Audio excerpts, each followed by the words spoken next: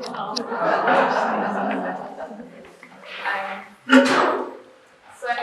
we took the fleece. Well, in fact, this fleece I had from probably 2 or 3 years ago from the Keal. Because we had 3 days, and in fact, to get dirty fleece, wash it, hard it, dry it, lay it out, wet it up again, and felt it in something in 3 days is almost impossible task, especially at this kind of scale.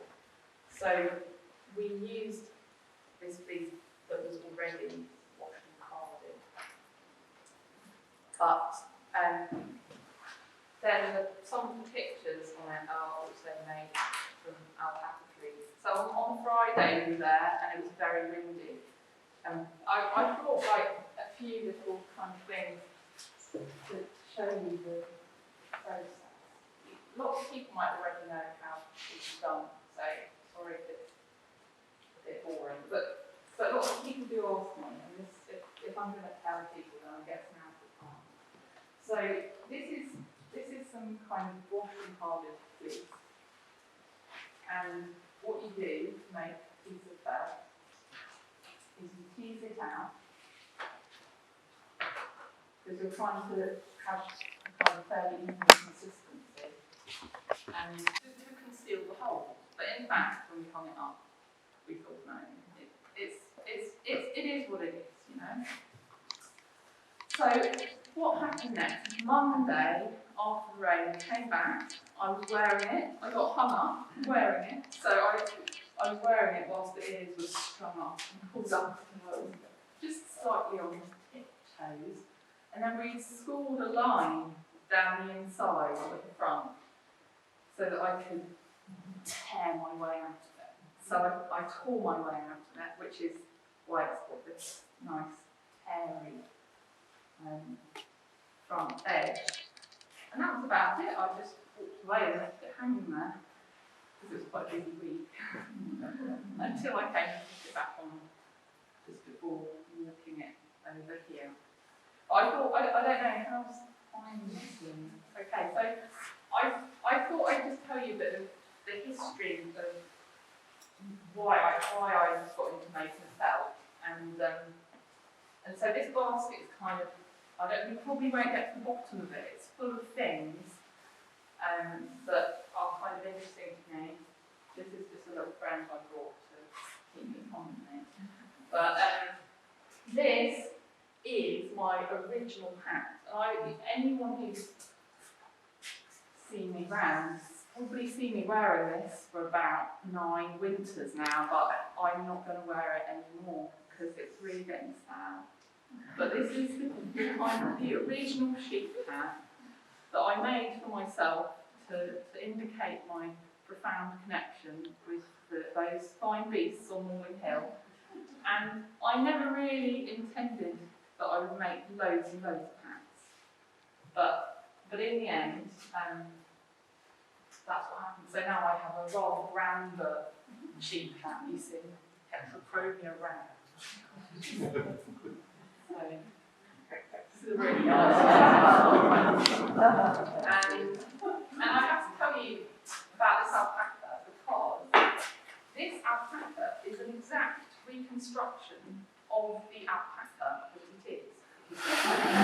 So I've never done this in any other case, but in the case of this, I went to, he was at Blind then, it's Philip O'Connor, and he's got alpacas now in Keal. Maybe it was in, anyway, wherever it was, it doesn't matter. I went to shearing. Alpaca shearing is quite a dramatic and potentially slightly traumatic event, actually, because alpacas aren't desperately keen to get sheared, but they, like sheep, they do need to. So this was such a beautiful fleece that I gathered it up really, really carefully, and the head and neck, and tried to keep them all apart. And then I actually used some of the inside to create a kind of, this was all loose hair.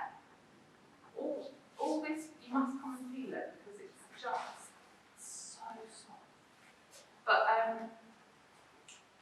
that laying out layers bit, I did that, but then I needed to keep the fleece fleecy. So it was a really tricky process where I kind of pre-felted the inside bit, and then I had to keep, and then I laid on the top layer, and I had to keep on fluffing it up to make sure that it didn't just felt in flat.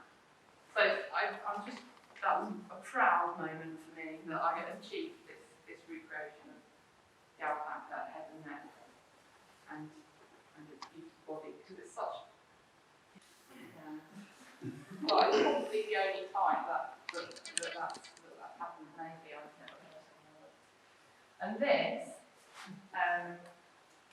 this is something I made for an American, a very wealthy American chap, and he had a winter garden party, and for it he bought about 20 animals. You know, he selected a wide range, but then he was having a summer garden party, and he asked me to make garlands for them. And in fact, I don't think he's really into garlands, but I quite like it. And it's a rare thing that hasn't got ears. And we're kind of getting down details. We've got a row of pot in there that I can sing through, but I might not really have the time or inclination right now. So this is the very, very first piece of felt I made. Well, it's only a small part of it. Because before I made my sheep hat, I had the slightly wilder notion that I would sort of express my connection to the sheep of Morley Hill. Show that. So how did we make those skirts? We had to do it with working horses. It was way too much felt to make. So we went to shows with working horse truss and laid out the felt and then rolled it round the pre-working felt. We rolled around a big section of telegraph pole, and then the working horses would roll it up and down. And my long hat come. I'm fine with stopping there, you know, like that's like basically the first story. Can we have a play of the pots? Like the stuff that's deep in there, it's really exciting as well. You'll have to do another time.